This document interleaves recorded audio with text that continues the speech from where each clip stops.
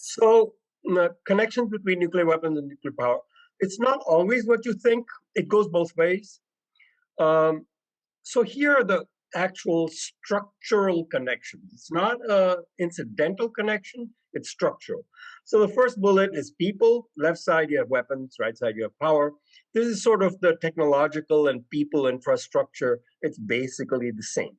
You need nuclear physics, chemistry, engineering. The raw material is the same. There's only one raw material in nature that's available in any quantity that has fissile material in it is the 235 isotope of uranium. Thorium is not fissile. It needs to be converted into a fissile material in a reactor. So there's only one material, actually, uranium. And it's not easy to make into bombs. So you have to process uranium and enrich. By enrich, you mean increase the proportion of the fissile component, 235, from 0.7% to, well, about 50% anyway, normally 90% or more. That's for bombs, or to make plutonium in a reactor, and then you can use plutonium for bombs, plutonium-239. On the right side, you see it's the same raw material. You have to process it. You have to sometimes you enrich it for fuel, sometimes not. The Canadians don't. The main difference technologically is the nuclear reactor, a nuclear bomb is supposed to go bang. It happens very fast. You need a runaway chain reaction, otherwise it'll fizzle. In a nuclear reactor, you obviously don't want a runaway chain reaction. You need a sustained chain reaction. And so you have to ensure that the chain reaction stays controlled. Chernobyl was an example of what happens when it doesn't. And of course, nuclear bomb events are what happens when you have a runaway chain reaction as designed. So those are the major technical issues. So here's what none other than Robert Oppenheimer said about the connection in 1946. A nuclear weapons convention was proposed. It wasn't a sincere proposal by Bernard Baruch at the United Nations. They said, well, you get rid of your weapons, ensure that we won't have, and then, then we'll see. That's a little bit of a caricature, but not by a long margin. So this is what Oppenheimer said would happen if a nuclear weapons convention were signed. We know very well what we would do if we signed such a nuclear weapons convention. We would not make atomic weapons, at least not to start with, but we would build enormous plants and we would call them power plants. Maybe they would produce power. We would design these plants in such a way that they could be converted with maximum ease and minimum time delay to the production of atomic weapons, saying this is just in case somebody 2 times us. We would stockpile uranium. We would keep as many of our developments secret as possible. We would locate our plants not where they would do the most good for the production of power, but where they would do the most good for the protection against enemy attack. Now, I haven't suggested it in writing here, but I have for this very reason, in case other people 2 time us, planning to violate the treaty before it's signed. This is why I have suggested the most important advisors on US and treaties should be Native Americans. Okay, so how did we actually, so the United States initially was, they built the reactors for the bombs. The whole Manhattan Project was open to the bombs.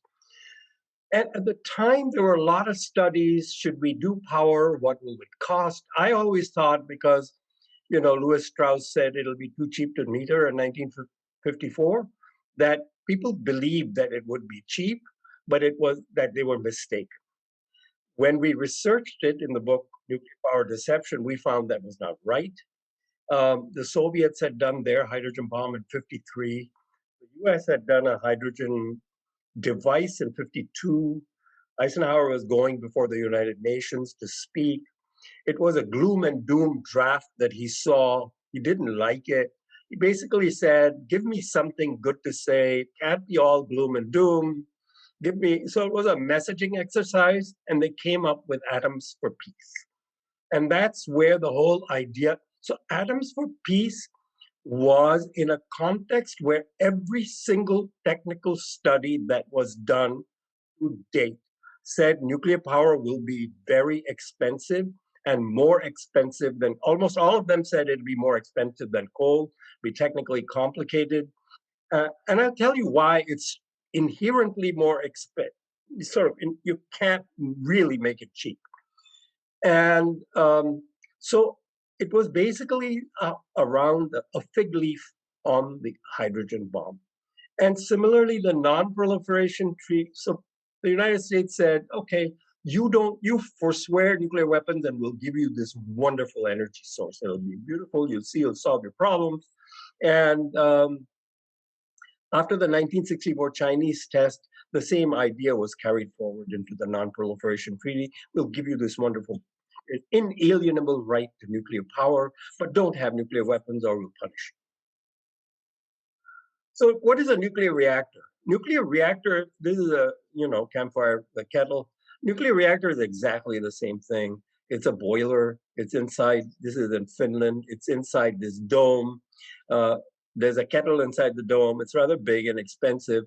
And the fuel is inside the kettle. That's where you have the chain reaction, makes the water very hot. But it's just a boiler.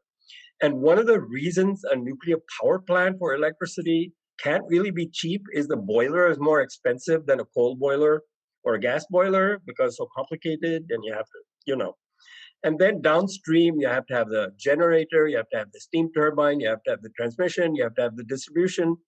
That 75% of the costs are downstream from the boiler. So even if your fuel costs zero, your power is going to cost at least 80, 90% of what it costs you to do coal.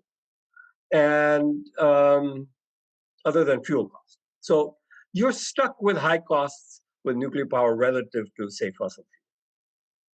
Because of the cost of the boiler, even if the fuel is free, which it is not. So what happens in a nuclear reactor is you put uranium fuel, some of it becomes plutonium, and some of the plutonium actually gets consumed. You get, some of it is left over at the end when the fuel is withdrawn as spent fuel. And so you're making plutonium, weapons usable material, mixed up with uranium and fission products as the reactor goes, inherently. So to make the fuel, you have uranium, and these are centrifuges. They're very slender, they spin very fast. It's like a washing machine, except it spins much faster. 50,000 RPM, for example. We have 80,000 metric tons of spent fuel in the United States alone, equivalent to 100,000 Nagasaki-sized bombs of plutonium if it is separated. A lot of global commercial plutonium separated. 300 metric tons is surplus, more than what has been used in reactors. It was meant for reactor fuel. That's enough for 30 to 60,000 bombs, depending on how clever you are in making bombs. 5 countries have this surplus plutonium. And it's surplus because it's kind of expensive and difficult to use as a fuel in existing light water reactors. It's a kind of a complicated story. The bottom picture is called a button. It's a plutonium button. It's a US Department of Energy photo. That's sort of the step before you make the core of nuclear bombs. And the same material can be used as fuel for a reactor. So these are the 2 common material starting points between reactors. So enriched uranium. So these can be also used to make bomb-grade uranium, highly enriched. This is plutonium metal. Inherently, you can use it for bombs, or if you process it suitably for reactor fuel. So one of the things that has happened is that bombs have hidden behind energy. At the end of the Cold War, the nuclear weapons establishment was a little afraid. Maybe we've become obsolete. The Cold War is over. Weapons will no longer be made. What are we going to do? We need a job of the kind, obviously, they didn't say these things in so many words, but there was a very interesting paper published on the front cover of Technology Review, MIT Alumni Magazine, in which they suggested an underground steel chamber in which you had 3 plutonium bombs of 1 kiloton each exploding every hour to produce one nuclear reactor equivalent. And it would heat up molten salt, that would make steam, and then you would run steam to drive a turbine. That's 25,000 bombs per reactor per year. 2.5 million bombs to run a system about the size of the nuclear power system we have in the United States, about 20% of US electricity. The total number of warheads, bombs made in the United States and the Soviet Union were a little north of about 125,000, about 3,000 per year. We're talking 25,000 bombs per reactor per year. There wasn't a whole lot of discussion about nuclear waste, the mess you make in making the bombs, but they said it would be cheap. They did. 4 cents a kilowatt hour. It's in the article. The reference, the URL is in my slides. Will you give me a 5-minute signal, please? Okay. The Saudis, looking at Iran in 2006, said they were going to go into civilian nuclear power. And the foreign minister said this: it is not a threat. You know, I don't know. I'm not going to characterize it. It is not a threat, he said. We want no bombs. Our policy is to have a region free of nuclear weapons. And that they said that Israel had the original sin, was making a nuclear reactor for bomb purposes. So basically, Mohammed el-Baradei looked at this kind of statement back then.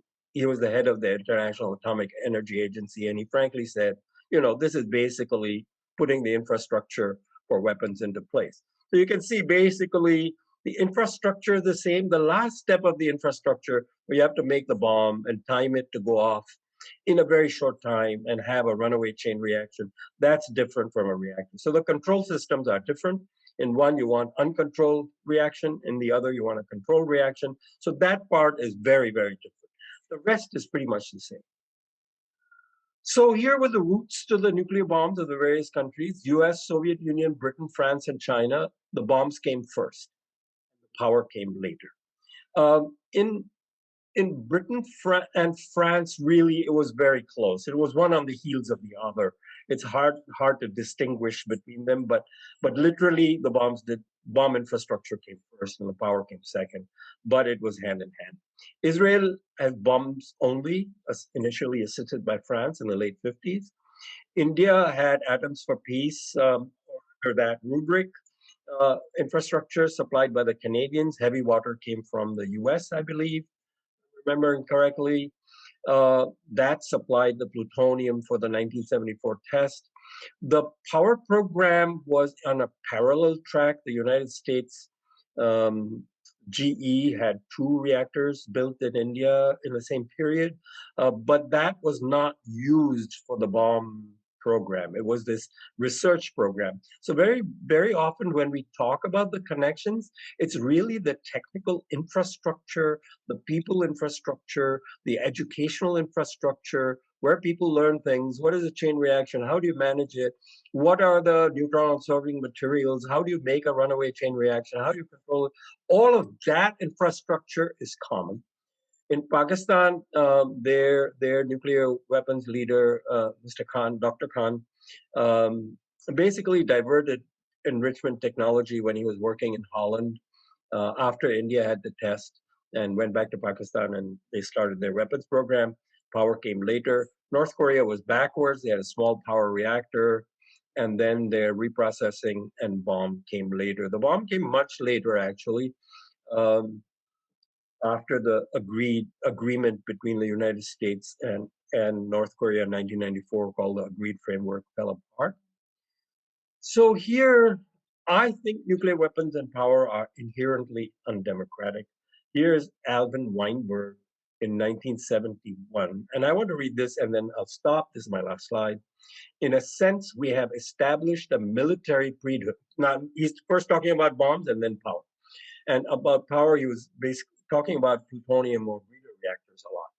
In a sense, we have established a military priesthood which guards against inadvertent use of nuclear weapons, which maintains what a priori seems to be a precarious balance between readiness to go to war and vigilance against human errors that would precipitate war. It seems to me, and in this I repeat some views expressed very well by Atomic Energy Commissioner Wilfred Johnson, that peaceful nuclear energy probably will make demands of the same sort on our society and possibly of even longer duration. I want to note priesthoods are inherently not democratic. This is a secret society. At the end of the Cold War, W. Henson Moore, I think his name was, Deputy Energy Secretary, said in Rocky Flats, where the whole mess was coming to light, he said this was a secret operation, not subject to laws. And nuclear power is part of the same structure. You have fissile materials, it has to be guarded. If the plutonium is separated and stolen, then somebody could make bombs. Lots of people have had those kinds of ideas. So it's a very intimate connection.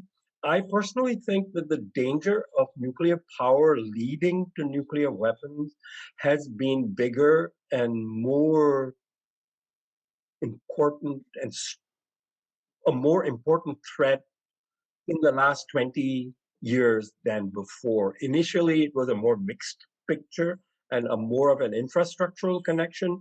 But going forward, I think because we don't have disarmament, because the nuclear weapon states haven't been serious about their commitments, and the different fates of North Korea, Iran, and Iraq, and Syria, and Libya, who all had various types of nuclear weapons aspirations, have, or supposedly nuclear weapons aspirations.